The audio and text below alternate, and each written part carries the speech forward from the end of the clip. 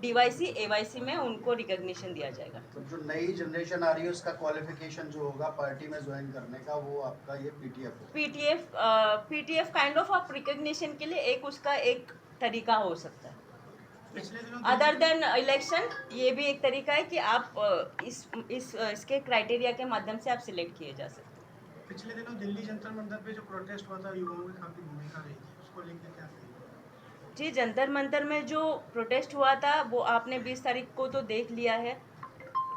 तो आप ये समझो कि जो युवाओं में जो आक्रोश है ये कई सालों का आक्रोश है। ये कोई अभी नया भरा हुआ आक्रोश नहीं है। हर फील्ड में देख रहे हैं, जब तक बात अपने ऊपर नहीं आती है तो लोग बाहर नहीं निकलते। जब बात शिक्षा पर आई है, जब पेपर लीक पर बात आई है, तो वो अपने घर तक बात आई है। तो जब अपने घर तक बात आई है तो युवाओं को ये एहसास हो गया कि हमारा भविष्य खतरे में है। जब तक ये एजुकेशन सिस्टम ठीक नहीं हो सकता है, हमारा भविष्य खतरे में रहेगा। क्योंकि इतने इतने ज़रूरी नीट के एग्ज़ाम जिससे डॉक्टर्स बनते हैं, अगर उसमें धांधली हो सकती है तो हम किस प्रकार के और किस क्वालिटी के डॉक्टर्स हम इस देश में बनाने जा रहे हैं, तो उसका भय सारे स्टूडेंट्स पे दिखा। सबने अपना आक्रोश दिखाया। सड़कों पर आई जनता, सड़कों पर आए बच्चे और उन्होंने ये प्रदर्शन में भागीदारी ली। कोटा युवा कांग्रेस द्वारा पंचायत टास्क फोर्स का गठन किया गया है। उसके तहत जो युवा साथी ग्रामीण क्षेत्र में ब्लॉक स्तर पर मंडल स्तर पर जा रहे हैं और जाके ऐसे युवाओं को आइडेंटिफाई कर रहे हैं जो कांग्रेस विचारधारा से जुड़ना चाहते हैं, लेकिन उनको कोई जरिया नहीं मिल रहा जुड़ने का। तो पंचायत टास्क फोर्स यही काम कर रही है। अभी हाल ही में देखा हमने कि पूरे देश के अंदर जो भी युवा है, जेनजी है, उनका एक मोह भंग हो गया बीजेपी से।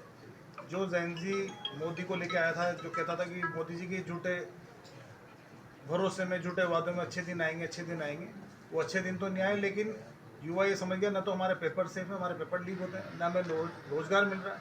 एक फौज में कहीं ना कहीं अच्छी एक अपॉर्चुनिटी मिलती थी तो वो इन्होंने अग्निवीर डाके खत्म कर दी। तो अब यूथ पूरा राहुल गांधी जी की तरफ देख रहा है, कांग्रेस की तरफ देख रहा है और कांग्रेस से जुड़ना चाहता है। तो जो पंचायत टास्क फोर्स का गठन किया है उसमें हमारा प्रयास ये रहेगा कि हम अच्छे युवाओं को लाएं, जिनको संगठन में जिम्मेदारी दें और कहीं ना कहीं अच्छे युवा पंचायत राज चुनाव हो चाहे नगर निकाय के चुनाव हो, उनमें चुनाव लड़ना चाहते हैं।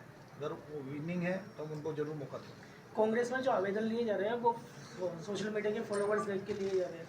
नहीं, सोशल मीडिया हमारा तो सबसे पहला क्राइटेरिया ये है कि कैंडिडेट जिताऊ हो और टिकाऊ हो और जिसकी आइडियोलॉजी कांग्रेस के साथ। अभी बहन प्रियंका जी ने बताया कि कॉन्स्टिट्यूशन में विश्वास करता हूँ। आज हम देख रहे हैं कि कॉन्स्टिट्यूशन की बात करते हैं तो भाजपा तो वर्तमान में चुनाव ही नहीं कराना चाहती। सरकार, भाजपा सरकार चुनाव नहीं कराना चाहती। ये तो सुप्रीम कोर्ट का, हाई कोर्ट का डंडा, इसलिए चुनाव करा रहे हैं।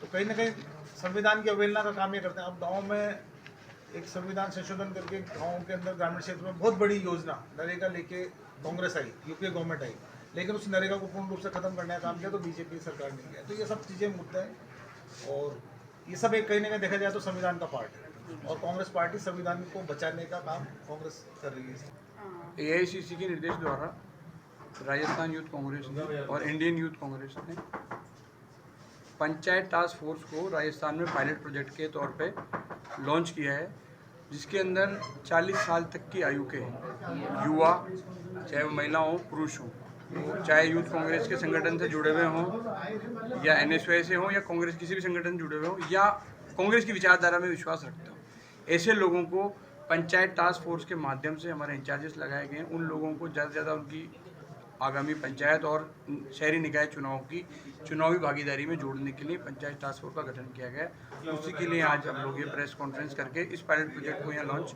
कर रहे हैं।